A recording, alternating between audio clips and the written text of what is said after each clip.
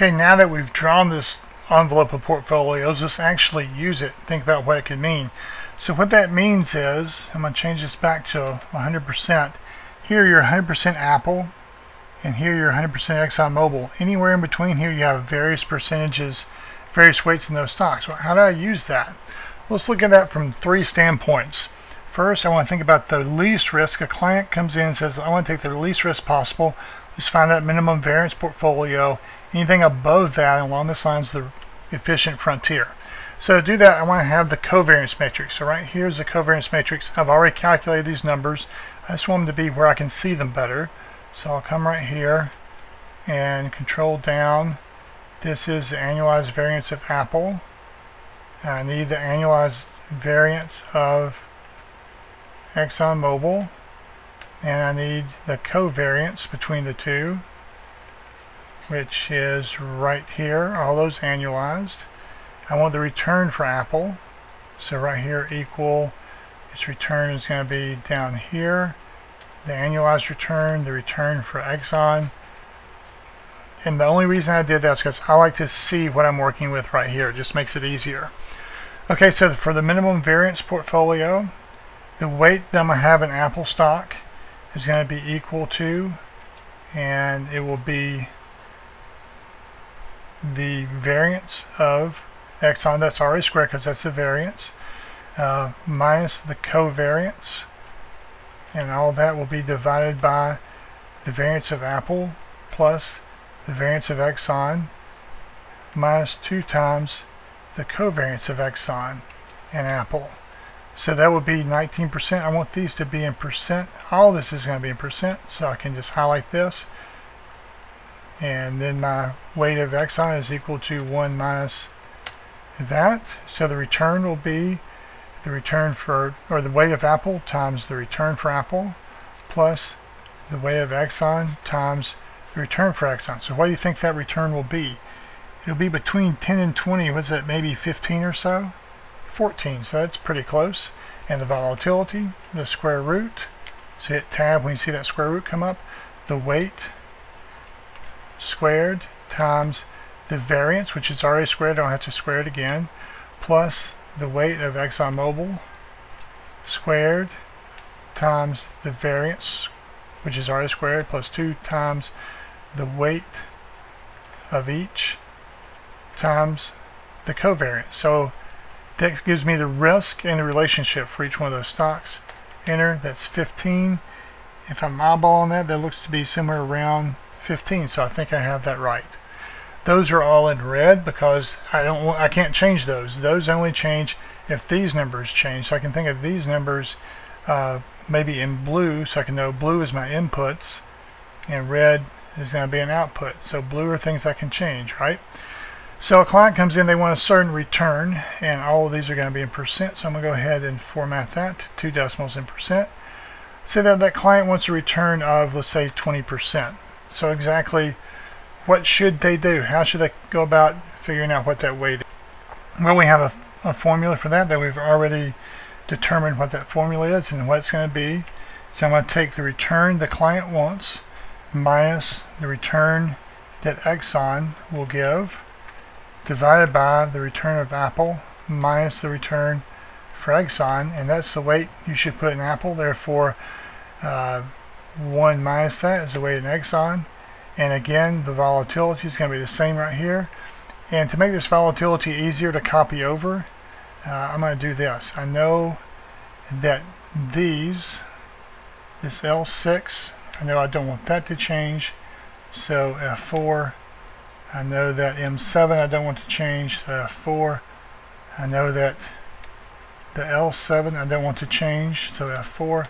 I think that's going to be good enough. Control C, come down here, Control V, and let me make sure I have that volatility can't be right. So it's going to be the weight.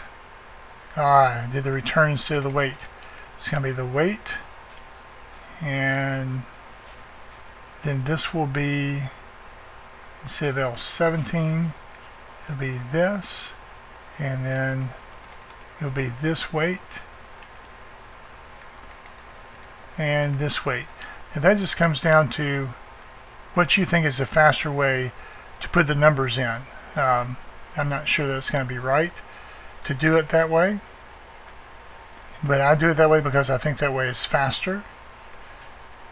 I'll get the box around there better. So this means if a client wants a return of 20%, he should put 48% of his money in Apple, 51% ExxonMobil. So if the guy has $1 million, you just say $1 million. Well, I'll just type in the million right here. Say somebody has $1 million. That's the million. How much should I put into Apple? Put in the million times this, and million times this, and that would go into Exxon. So you could determine however much money someone had. These would be the weights you would put in each one of those two stocks. Alright, so we can skip that part of it.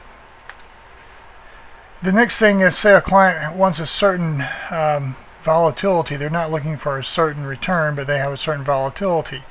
Let's pick a volatility here. Oh, by the way, this one I can change. Like I change that to 18%, the numbers change. Change that to 30%, the numbers change. So I'll just leave it at 18. Let's go with a volatility here of 20. So right there is a 20%, and I want to put all of these into percents. So here's one problem. And I want this to be bold right there, and I want it to be the blue. And these are all going to be outputs, so they're going to be red and bold. So here's the problem. I have two different places. The risk is 20% right here. Risk is 20% right there.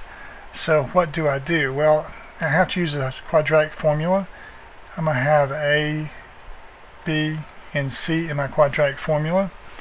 And in my quadratic, it's going to be the following. I have for A, it's going to be equal to the variance of Apple plus the variance of Exxon minus 2 times the covariance of Exxon and Apple. And I don't want that to be nearly that big. So let's get that formatting a little better. And actually I don't want that in percent at all. I just want to have that in a number format. I don't really care what those numbers are. I'm not going to look at them. They don't mean anything to me. B is going to be 2 times the covariance of Exxon and Apple minus 2 times the variance of Exxon, and C is going to be the variance of Exxon minus not the volatility the client wants, but the variance the client wants. So I'll square that. So that's my A, B, and C. So to solve for my weight in Apple, it's like solving the quadratic equation. I have minus, and I need to have this parentheses here. So get this right, equal parentheses minus B, and it's plus or minus. I'll do plus the first time, the square root, open parenthesis again, of B squared minus 4 times A times C, close those parentheses off, divide by 2 times A. That's my weight in Apple, and 1 minus that is the return for Apple. Is the weight in Exxon. The return for Exxon is going to, or the return of the portfolio, excuse me, is the weight in Apple times the return on Apple plus the weight in Exxon times its return. I didn't finish that up, times that weight. So that's a 20% volatility, corresponds to about 24%. So it's that point right there. That's the point I want. But I don't want to have to look at the graph to determine that. I can get another point, which will be here. This will be a lower number, somewhere less than 5, maybe 3% perhaps. So I'm going to do the same thing here. I'm going to have my weight is going to be equal to equal parentheses minus B. Instead of plus, I do minus the square root of B squared minus 4 times A times C, close parenthesis, close to get the denominator of the numerator all closed up, divided by 2 times A, and that's my weight in apple, which would be negative, which makes sense, equal 1 minus that. And so the return is going to be the weight in apple times return on apple plus the weight in Exxon times the return on Exxon. So that would be the 3.51% right about there. So the client has to make a choice. Do you do this one or this one? And I'm getting 20% volatility both times. So what I want to do is I'm going to just, there are many ways to show this. I'm going to do a real simple way. Say equal if this number is greater than this number, because I want to have the one with the biggest return.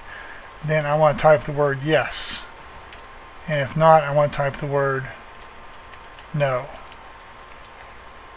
So yeah, this is what I go with. And then I can write something similar to tell that one no. So this would be equal if this number is greater than this number, comma, yes, comma, no. So I can center these, give it some color so I can recognize it. And I can see yes and no, and I can draw a line around these things. So I see I have two different portfolios. And that's it. So now 3 clients can come in. One can say, I want the least risk possible. And that client will get a 14% return, a volatility of 15%. If he puts 19, almost 20% in Apple and 80% in Exxon. Client comes in, wants an 18% return. You put almost 40% or 39% in Apple, about 61% in Exxon. You'll get an 18% return with a risk level volatility of 15.89. If a client decides on their volatility, what kind of return can I get for 20% volatility, you can get a 24% return or a 3% return. I'm taking the 24%, and that's it. So that's how we use the envelope portfolios, and we've identified the efficient frontiers, anything from here over, and now we have a very slick, I think very slick Excel spreadsheet to do that.